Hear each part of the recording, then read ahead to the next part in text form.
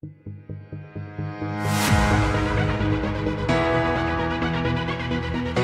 YouTube, welcome back. So for this video we're going to speak a little bit about self-awareness and why it's important to be self-aware. How it can serve you, it just opens your mind up to a different way of being, okay? So we have like a base level of being, how we just all are, reactionary,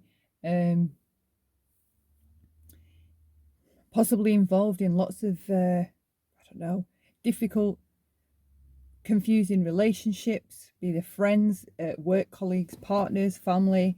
There's like always some kind of dysfunction, all right? So being self-aware is being able to pinpoint how you feel about something, okay? We have loads of people running around, and because they're emotional and they're like either kicking off, blowing up, crying, I don't know, there's always some expression of emotion, all right? People wrongly assume that if you're that way, you're self-aware and you have emotional intelligence, all right? But that's not the case. If we're blowing up and being reactionary, right, and that's our nature, and we're doing that for each situation that happens to, we come across, we're just in a constant state of reacting to something or someone, right? Someone says something, reacting. Someone says something, reacting, right? Being self-aware and having emotional intelligence, it's about slowing things down when they happen mentally, right? So if somebody says something evil to me, right, and it hits me and it hurts me, and I'm just like, oh, can't believe you just said that, and then I fire back, right? What you be better doing is, when you feel it, acknowledge it. That hurts. That's making me feel like I want to hurt them. It's making me feel angry. It's hurting. It's making me feel hateful. That's being able to articulate how you feel, right? Not just blowing up back and giving, saying nasty, derogatory things to respond. You can articulate clearly how you feel about other things that are happening around you, to you, about you. You can articulate it. You've got healthy communication skills. That's tied in as well. Being able to explain. So a lot of people, they'll be able to tell you all the things they hate about somebody, or I don't know, they can bitch and whine about anything and everything, all right? But they seem to be unable to articulate why they feel like that and where it's coming from, right? So to be self-aware, you need to have an interest in your own psychology, okay? So understand what causes you to do the things you do. What is driving you to react in the way that you react, okay? So for me, my boundary is, for example, okay, my calm and peaceful state, this state that I'm in now, right? I hold on to that. I'm in control of it and I'm in charge of it, okay? Nobody else is going to be able to come over to me, say nasty, hateful, derogatory things, and it's going to get me to come out of myself, because I am deciding, right? I am staying in my calm, peaceful state. You are not affecting me. I'm not going to allow it, okay? So whatever it is that they say to me, right, I am going to not pay attention to it. It's not entering my sphere of life, because I'm not going to allow it, okay?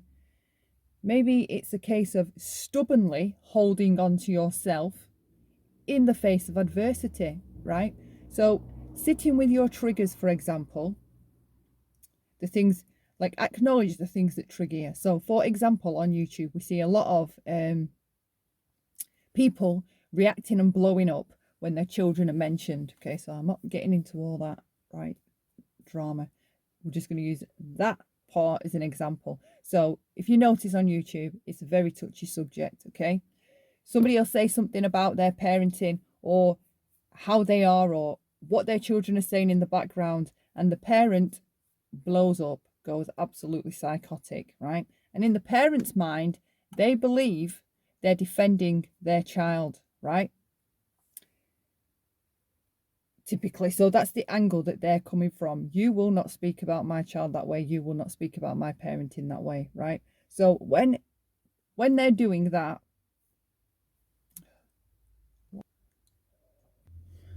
so for me, I've analysed it, right? I've put myself in that other person's shoes, or tried to, as best as I can, put myself in their shoes, right? And I am telling you now, right, that would only happen one time. Somebody would only get me to act out of myself, blowing up publicly like that one time, right? One time, and then you are done. Because I'm going to figure out and work out and pinpoint what that issue was that caused me to do that, right? So I'm really going to look within and, right, so no parent is perfect, right? Along the way, there'll be things we miss. There'll be times we were grumpy when we shouldn't have been. There'll have been times we're snappy when we shouldn't have been. There'll probably be times where we could have been more patient than what we were, right? So I'd say probably the healthy people, we all have that. I mean, it's just an easy thing to pick at because you know it's going to get a reaction. We all, as parents, as soon as your child's born, in comes the guilt, right? You're just in a constant state of feeling guilty. Am I doing it right? Have I done it enough? Am I being a good mum? Am I covering all the bases? Am I doing the best for my child? You've always got that, okay? So it's easy to look at somebody and pick at their parenting because all parents typically have those issues inside where they always hope they're good enough. Have they been good enough? Was I a good parent? Am I a good mum? Should I have done that better? Could I have been more patient? All that thing, right? So it's an easy trigger, right? For me personally, if that was me, I would sit with those triggers, right? If there's a sensitivity, so try to imagine what somebody could say to me about my children that would set me off, right? Now, for me personally, there's not anything that anyone could say because it's already been said, it's already been done, and I've learned from it. So I now have decided this is my calm state, right? This is how I am staying in this state. The only person that's going to get me to come out of this state of mind, this calmness, this tranquil vibe, is, a betrayal. Something happens to my children. One of my pets is hurt. There's a death. I have decided those are the kinds of things where, they're big enough to affect you, and they're in a damaging and painful way.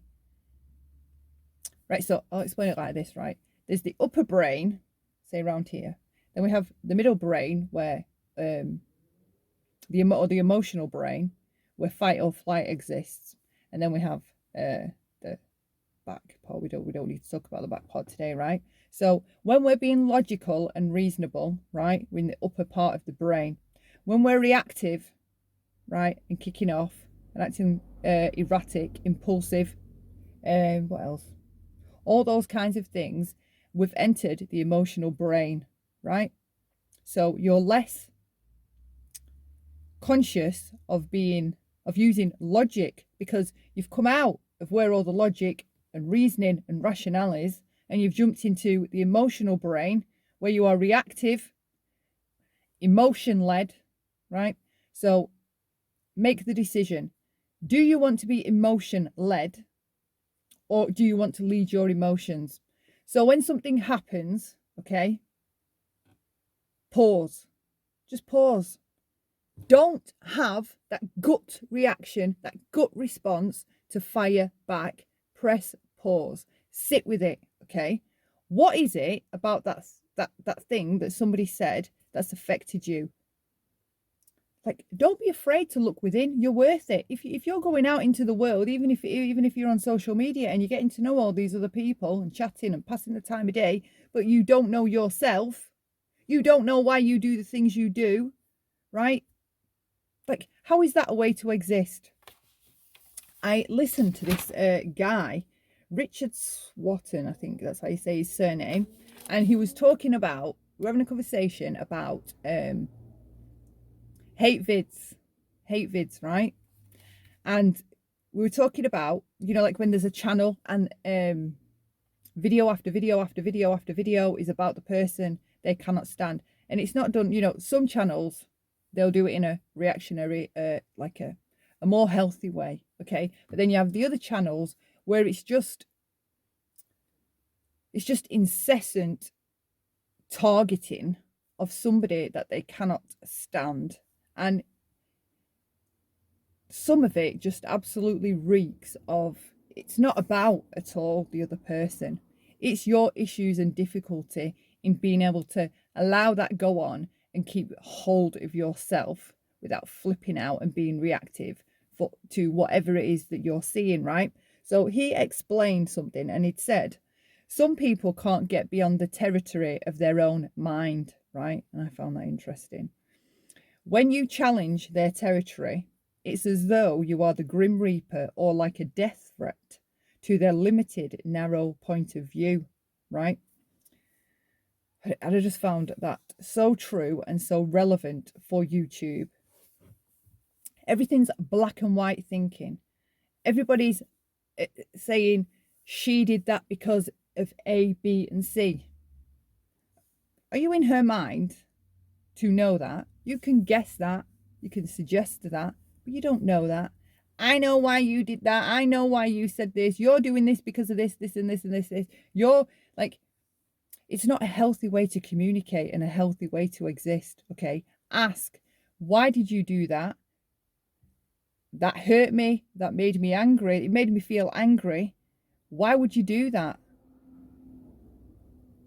You couldn't, like, how is that? I don't understand how being healthy or asking is seen as problematic compared to being reactionary and blowing up every 5 minutes. Like, your mind is just existing on up, down, up, down, up, down, up, down. Like, there's never no even keel, right? Self-awareness helps you stabilize your emotional state, right? So if you're normally a reactionary person, don't be confusing that and thinking, oh, because I'm emotionally reactive, I have self-awareness and emotional intelligence. Those two it doesn't go together. Someone that has emotional intelligence is able to clearly communicate and articulate and pinpoint why and how they feel the way they do in a state that isn't out of themselves. There's no raised voice. There's no passive aggression. There's no aggression. There's no shouting that's being labeled as, oh, well, she's just passionate. Like, what? Shouting is now associated. No. To be passionate about something, you don't need to shout about it. Shouting does not equal being passionate. Never mind. Right, back to this being self-awareness, right? So we've talked about slowing things down. So when they happen, when somebody says something to you and it hits you, right?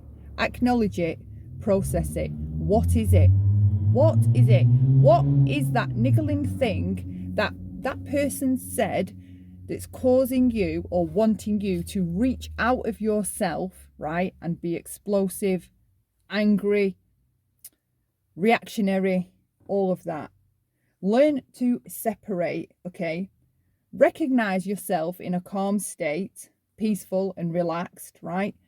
And that's the goal. So when we interact with other people, even if it's in a debate kind of way, our goal is to stay in the calm state that we were in before this interaction occurred. Be stubborn, right? I see people be stubborn about other things. Be stubborn about your holding on to your state of mind and your calm demeanor. Don't give in to other people prodding and poking. Hold on to yourself, right? You can do it, and you're worth it. Like, you end up being governed by other people, right? By what other people say and how they react and how they express themselves. If you're constantly reacting to that, how are you having a peaceful existence? Like, in your mind, I don't even know. I don't even know. I just know I have led that kind of a life where everything is just up and down and so dysfunctional. There's no calm, like, state ever. There's always a worry, a concern, a stress. No, enough. Okay. The lesson in this video is be conscious when you're interacting with other people that if it starts to get a bit touchy and a bit iffy, right? Be aware of those early changes that start happening in your body, because you do feel it, right? Tune into yourself. When people say things to you, right? Observe yourself in the third person and the feelings that that's stirring up inside. What are they? It's, it's coming from somewhere. There's a root to it. We're not just walking around constantly in a reactive state. There's a reason. There's something going on. Okay. Look within. Find what it is. There's no problem. If you feel hateful, right, and you're hating on someone so bad, look within. What is it inside that's causing that? Explore it. Sit with it. Let it wash over you, right? Embrace the triggers and find what they're rooted in. Then you'll stop being triggered. It really does work, right? No joke, it works. It helps. Right, I think I've said everything I wanted to say that's on this list. They're supposed to keep me on track, but I end up still going off track. I think everything's sorted. Yeah, I wanted to mention about that guy, Richard. Yeah, I think. Right, so hold on to yourself. Don't allow the people to bring you out of yourself. Hold on, okay? And that's it. Thank you so much for watching. I hope whoever is watching had a great day today. You had time for some self-care. Please leave a like, maybe subscribe, and leave me a comment. Thank you for watching. Take care. Bye.